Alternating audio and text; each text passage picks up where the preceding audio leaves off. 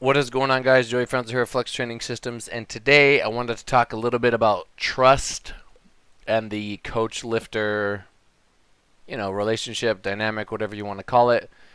Over the years, I have learned that some of this advice is not only advice, that pertains to powerlifting, but I think this advice in particular that we're going to talk about today could apply to any kind of relationship. Um, where there's a certain expectation between two parties, whether it's a romantic relationship, a coaching relationship, a business relationship, there's trust there, right? There's got to be some level of trust. um, so I kind of wanted to talk about it, how it relates to powerlifting. What does it mean to get a coach? What does it mean to trust a coach? Stuff like that. Before we get into it, I guess I have two PR Breaker codes now. One is FLEXX and one is FLEXX 10.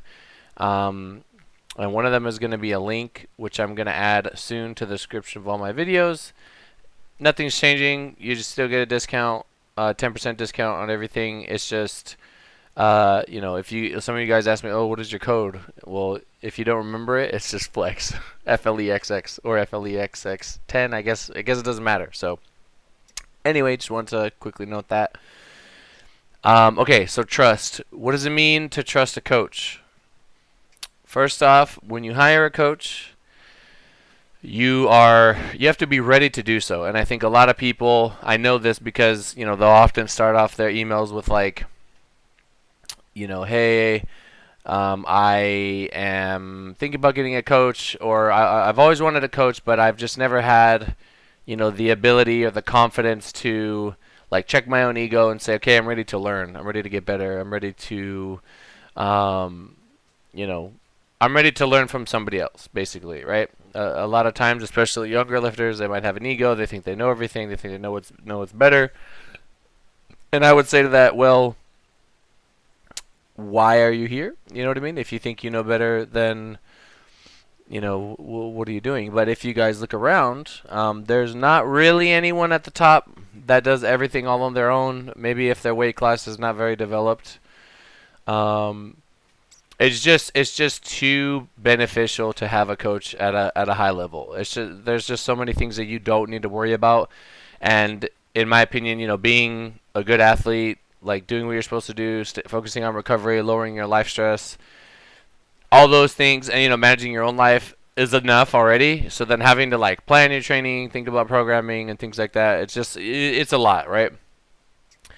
um and obviously, like, through sports, like all athletes have coaches, right? This is a very common thing, but there has to be a level of trust there, right? You are trusting your coach to design a program for you, to help you with something, to help you with technique, to help you with whatever it is, whatever expectations were set before, to guide you. And I believe that if you're going to do that, it's got to be like a full thing. You can't half-ass trust, right? You have to like fully trust them. In my past, whenever I've had a handler or, a coach or whatever back in the day, like freaking 10 years ago, right? I My mindset was always like, I'm gonna just do whatever they say, and I'm gonna try to be the best athlete that I could be, and listen, right? It makes things so much easier on you when you're just like, okay, I'm here to learn, and sometimes, like, there's things that I do outside of powerlifting where I'm not like an authority, like I am in powerlifting, and it is nice. It's kind of a relief sometimes to like learn from somebody else, right? Um, because I'm so used to like delegating and like giving orders and like helping people and being the teacher. um, and then when I get into other things, it's like a relief. Like, oh, okay, this person knows it. I trust them. I could just listen to them, right? And that's something that a lot of people are willing to pay for. Um, and I don't blame them. But trust goes a long way. Me and my athletes that go really, really, really far, that do amazing things and set the standard and win worlds and all these things, or win whatever meet, right, or get a lot of progress over time. They trust me. They trust me. And a lot of them have said really nice things to me. And maybe in the beginning, there'll be uncertainty. They're afraid of failing. Um, they're not sure what to expect. And I kind of have this approach where it's like, I want you to sort of close your eyes and jump and just trust me that I'm going to catch you, right? With certain things. Because I can tell somebody what's going to happen, but until you experience that, it's going to be difficult for you mentally to like commit, right? And then once I kind of take somebody through that process and then they compete, then they kind of see the big picture and they understand, right? I've noticed with a lot of younger lifters, sometimes that doesn't really stick.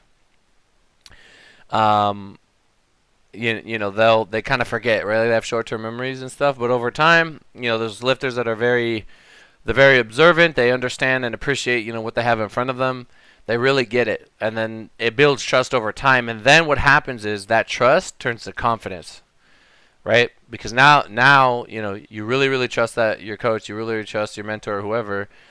But now you've done that many, many times, and you're like, okay, now I'm confident. I'm confident in the process. I'm confident that my coach is going to bring the best out of me. I'm confident that, in my ability to execute, right? But it doesn't only come from lifter to coach. It goes from coach to lifter, right? If I put a big weight on the bar, I am trusting that lifter is going to handle that, right? Is going to be able to lift that weight. That's another thing too. So, in that regard, I don't want to put pressure on anyone.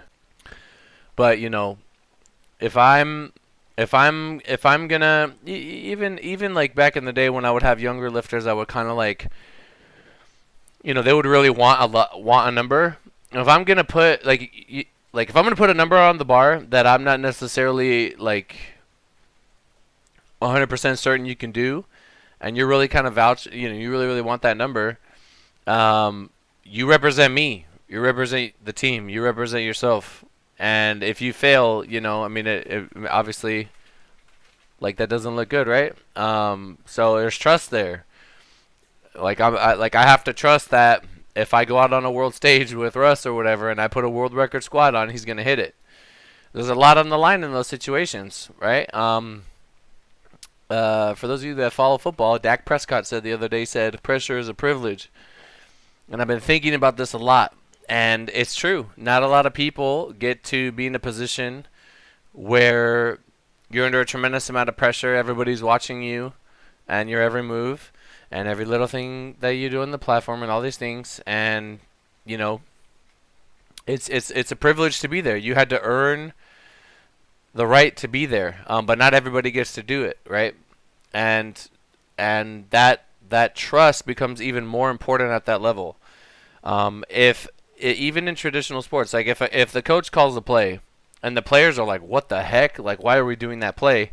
That screws everything. You're literally screwed because now everybody's like, wait, are we really going to do that? Like, are we really going to run this play right now? Like, did they really just call that? And it's not a good thing. Everybody's got to be on the same page, There has to be one captain sort of driving the ship, and then everybody else kind of just has to, you got to kind of commit to the plan because you can't have two people on the same ship fighting for control of the wheel, right? Like you gotta, otherwise, like you're not really gonna get anywhere. Maybe there's an obstacle in front of you that like ends up, damaging the hull of the ship and everybody sinks. I don't know, it's shit analogy, but you guys get what I'm saying. So I think trusting a coach and the coach trusting a lifter, it has to be full. And then over time, like you have to fully have confidence in them if that's what you're going to do, because that's a decision that you committed to. And over time that trust grows stronger and stronger and stronger and stronger, and then it starts to grow into like a belief, right? Belief, a confidence, and it's really powerful. It's really really really really powerful, and it goes beyond. It goes beyond like so many things. Like it's like the pettiness of like X's and O's and things like that just kind of goes out the window when you have this sort of connection at a high level between athlete and coach, or however you want to call it.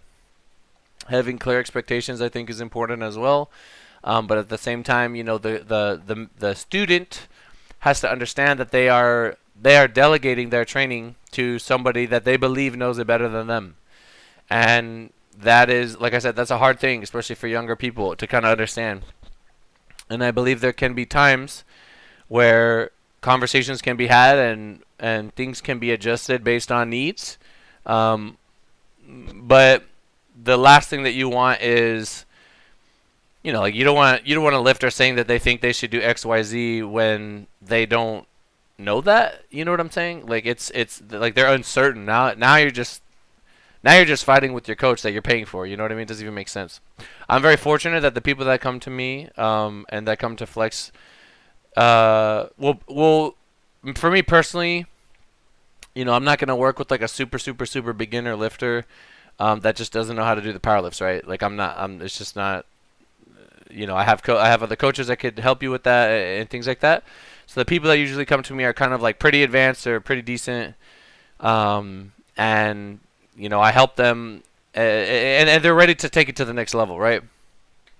So they understand that, and like everybody that I work with, I'm very very fortunate. Like as of late, we're all on the same page. Everyone, they trust me. That trust is there. Another way that you can build trust is like, I tell people, if you guys are not sure about coming to FLEXX, just follow us and follow me, follow Mikey, follow Isaac, follow Will, follow Cam, follow Jesus, follow my brother Chris. Follow us and then watch some of the team and then kind of get a feel for it. And that we will show you results, and over time we will build trust with you, and that'll make you feel better about your decision, right? There's no rush. It's all about building that trust and gaining trust, because without trust you don't have anything. I'm just looking at my notes here. Goes both ways. Trust. Okay, so something I kind of wanted to, Russ tagged me in something today. Somebody asked how he made progress, how he made so much progress. He said good coaching, but I also wanted to kind of give him some credit, and that Russ trusts me a lot, right? And this goes for a lot of my lifters. Like anybody that anybody that I do anything significant with, they trust me a lot. And I feel like my words are valued. Like I say something and they go, okay, like I understand. I trust what you're saying. I'm going to do what you say, right?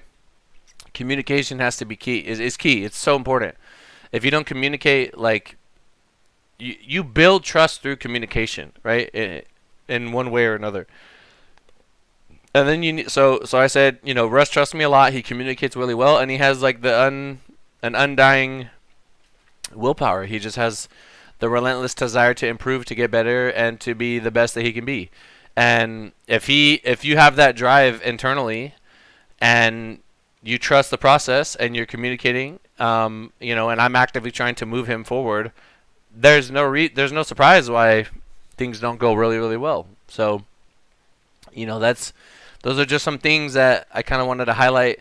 I think trust is like super important, and I was having a conversation with someone the other day, and I was saying that in any relationship, if you trust that other party cares about your position or your well-being or wherever you're at, and the same thing from them to you, then I believe that through communication and both of you having the desire to move forward, and competency is right, you got to know what you're doing. You can tackle any problem. Doesn't matter what it is. I think you can get through anything, and that's just my belief. That's I have so many examples of lifters that have overcome like tremendous adversity, and we had to stick it out, and we just had to suck it up, and over time we got really really good. And then we can look back and be like, hey, remember when this happened? Remember when that happened? Remember how bad your grip was, or remember how shitty your form was, or remember how bad your habits were. And then, years down the line, you look back and you have something like that you're really, really proud of. And I know myself, and even some of the newer coaches on FLEXX, they're starting to develop those types of relationships with lifters. They're starting to see like, if you work with somebody a year, you build up a good amount of history, and you're going to be able to help them and really see them improve. And it's whether that's like super newbie beginner, and then you qualify for nationals. Oh my God, that's huge, right? That's so big. Like you literally went from no total, like you don't even exist on the board, and now you're competing at a national meet, to someone that's top 10 at nationals, and now they're top 2, top 3, top 1. You know what I'm saying? And all starts with trust. So if I really do think trust is a key ingredient, and if I'm kind of like on the fence on a lifter, you know, in the beginning, I'll tell them, I was like, look, if you're gonna start with us, you got to trust us, right? You know, I'm sensing a lot of, you know, you're not like maybe they haven't been following because they don't know shit about us. They're just like here out of nowhere. Like someone just told them to come over, and they're like, oh, okay, I'll go take a look, and they're like not sure. I'll say you got to trust us, because if you don't, you know, it's not gonna be good. But yeah, that's all I wanted to talk about, guys. If you guys have anything to add or anything that you think is super important when it comes to a relationship between, you know, coach and lifter, please let me know in the comments down below. What do we got going on? I mean, January, we got February, kind of slow, and then in March, you know, we got a lot of stuff going on. I really feel like powerlifting has just been kind of condensed to March, April, May, June. Like once, you know, that's where the bulk of powerlifting is going to happen, it seems like, for the next couple of years, and then we're just chilling the rest of the year. So pros and cons to stuff like that, I might talk about it later, but I don't know. Anyway, thank you guys so much for listening. I'll see you guys in the next one. Peace.